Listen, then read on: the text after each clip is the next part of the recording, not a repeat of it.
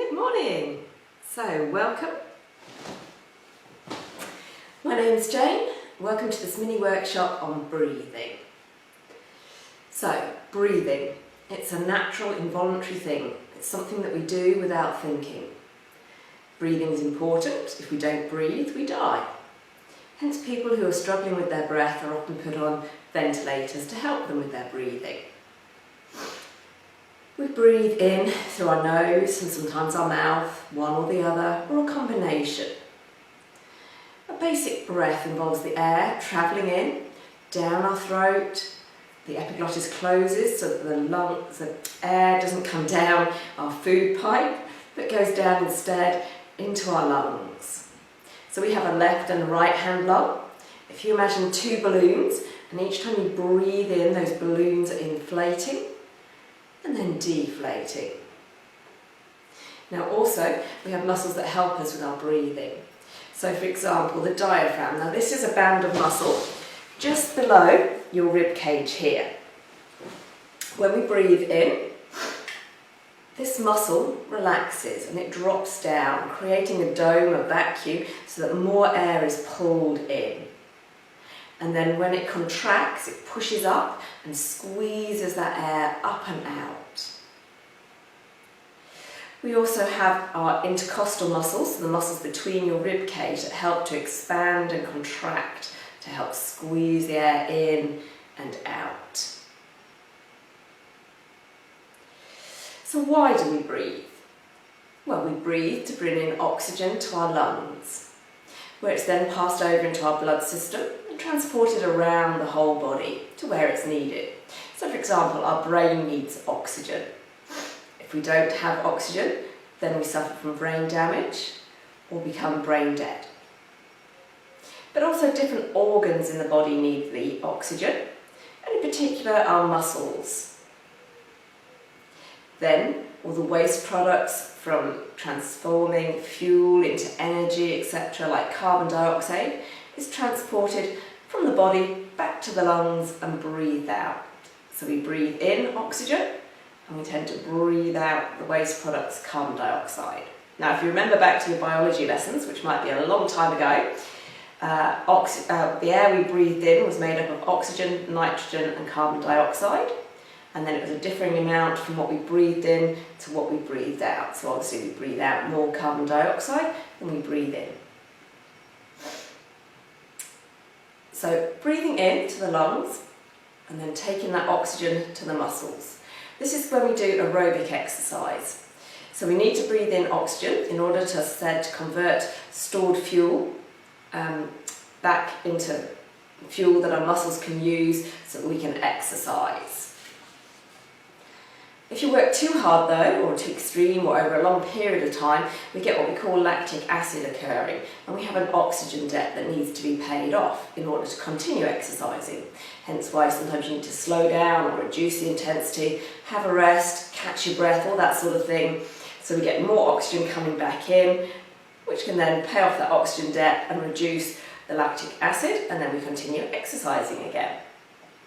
Another form of exercise is anaerobic, which is exercising without oxygen. If you think of Usain Bolt doing his 100-metre sprint, he probably takes one breath at the beginning and then doesn't breathe until the end. So he's working without oxygen, but that can only be performed for a very short period of time. So we do need the oxygen then to continue. Besides oxygen converting stored fuel into fuel that can be used by our muscles and brain, breathing also removes the carbon dioxide, which is a waste product of exercise and food converting to fuel. So we don't want too much carbon dioxide in our blood, but we do need some. Also, when we breathe out, we're breathing out moisture.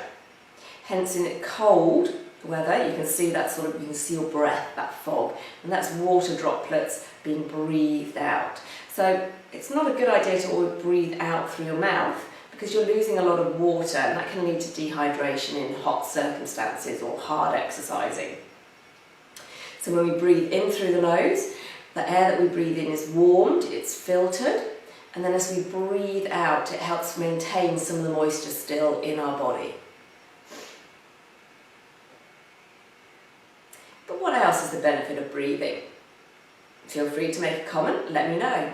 If you've got any questions, put it in the comment box, and again, I'll try and get back to you. So we've already mentioned some of the benefits of breathing for exercise, for our brain. But did you know that actually by breathing, it's massaging some of your internal organs?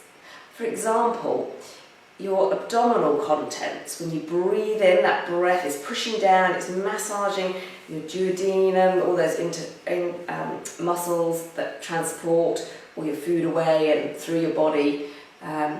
So it's helping to aid digestion, basically. And also, when you're breathing in and it's massaging, it's also pushing pressure on those pelvic floor muscles. So there you are, you're working your pelvic floor muscles just by breathing. Okay, one of the side effects of not breathing properly is snoring. Now I'm sure we all know someone who snores.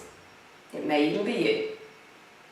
So snoring occurs if you think when you're lying on your back and the muscles in your throat are relaxing and they're just narrowing that breathing tube. So your body wants more oxygen, so it's opening your mouth as well as your nose so you can get more oxygen in. And that's when you get that vibration and that snoring noise. Actually, that was more like a pig, wasn't it?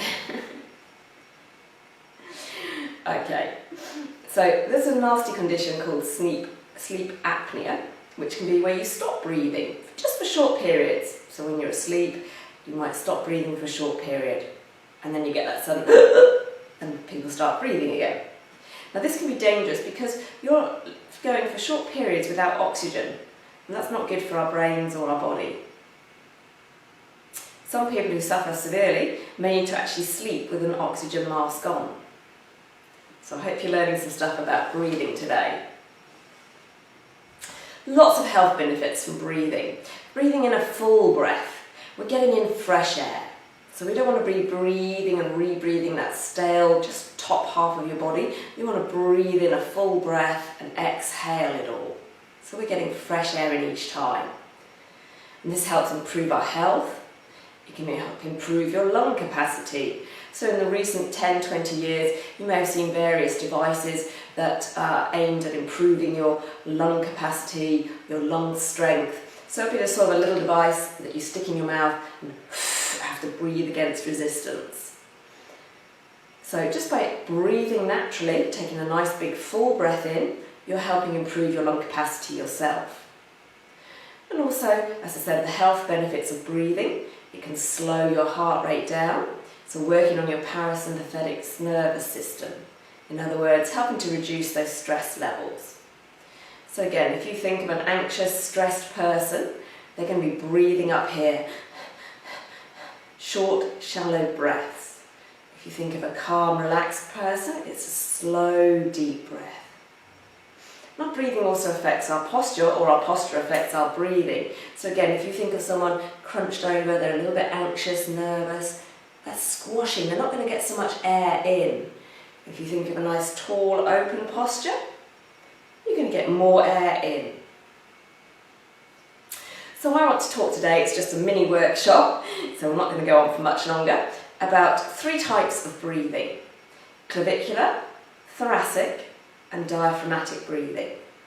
So I've already discussed a little bit about clavicular breathing. These are your collarbones, your clavicular bones. So that rapid, short breath when you're frightened or stressed, breathing in at the top of the lungs. And you'll see often those shoulders rising. Often when you're panting at the end of a race as well. Okay, but as I said, that can increase your stress levels.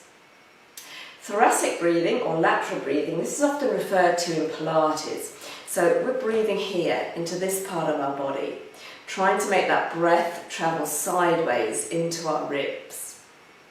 And then finally, your diaphragmatic breathing, so if I mentioned your diaphragm there, or abdominal or belly breathing, it might also be referred to, is where you're breathing in and that diaphragm muscle's relaxing, pulling in a full breath, and then contracting, squeezing all that air out.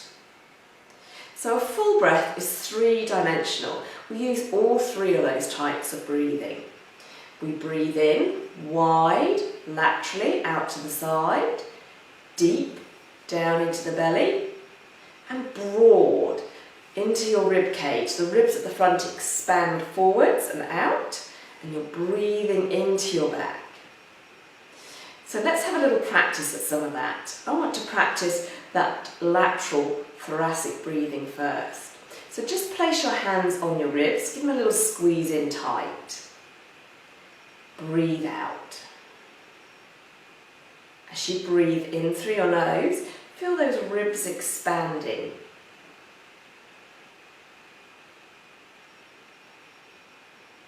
So just have a little practice here, breathing in and out. How wide can you make that breath?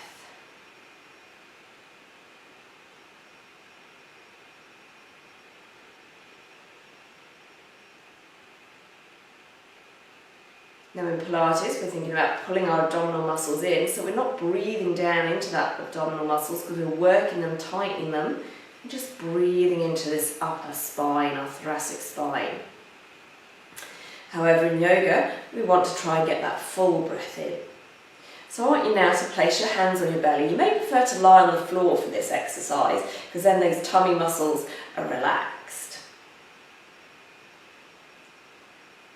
Now take a long, slow breath in. Feel your tummy rise or expand forwards. And breathe out. Feel it fall or draw in.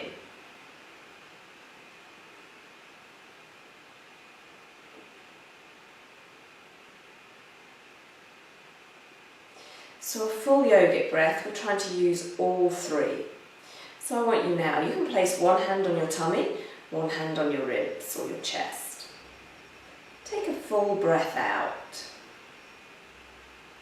Slowly breathe in through your nose. Allow your tummy to swell and fill. Allow those ribs to expand, but without straining. And then finally, just feeling those collarbones rise. And then as we breathe out, feel that tummy contract, your chest fall, those ribs squeeze in, and those shoulders lower. So let's practice that again. Taking a breath in.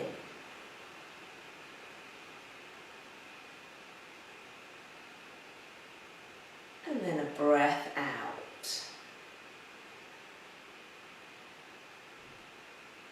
It's a continuous flow, breathing in and out.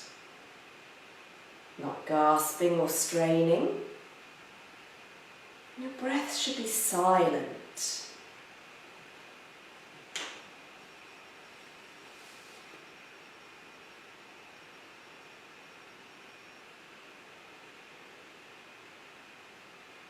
So I hope you feel a little calmer now.